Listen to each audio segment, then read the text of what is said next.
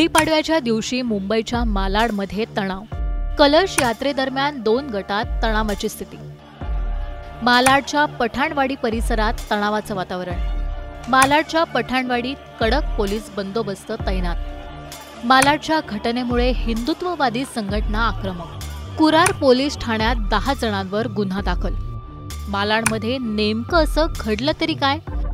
पठाणवाडीत 2 गटात तणाव का निर्माण झाला?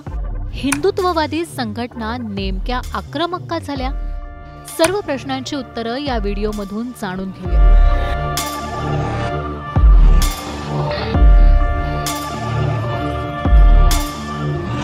गुढीपाडव्याच्या सणानिमित्त राज्यभरात उत्साह.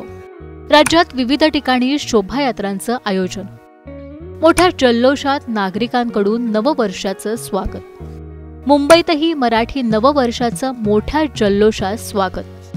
गिरगाव, दादर, ठाणे, डोंबिवलीत विविध शोभायात्रा.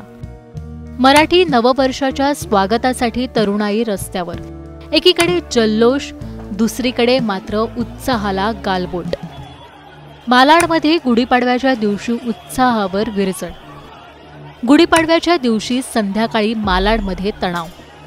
मालाड पूर्वेला कलश यात्रेदरम्यान 2 गटात तणाव. भगवा झेंडा फडकवणाऱ्या 2 तरुणांवर मारहाणीचा आरोप. शोभायात्रेला जाताना तरुणांनी झेंडा फडकवल्यानं वाद. शोभायात्रेत सहभागी होण्यासाठी जात असताना हल्ला. राजकुमार चौबे हा कांदिवली परिसरात राहणारा तरुण.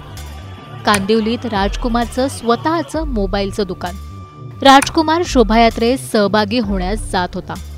गुढीपाडव्यानिमित्त पालखी मिरवणुकीत यात्रेचं आयोजन. मिरवणुकीत सहभागी होण्यासाठी राजकुमार निघाला.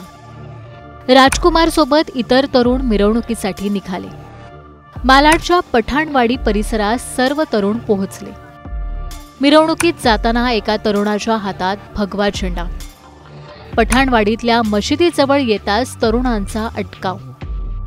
मशिदीजवळच्या टोळक्याच्या राजकुमारसह तरुणांना अटकाव.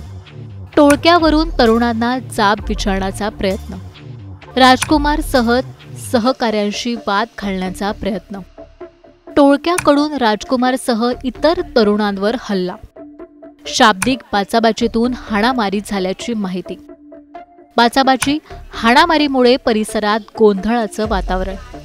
राजकुमारसह सर्व कसेबसे जमावाच्या तावडीतून निसटले. हाणामारीत काही तरुण जखमी झाल्याची माहिती. राजकुमारच्या जबाबावरून पोलीस ठाण्यात गुन्हा नोंद.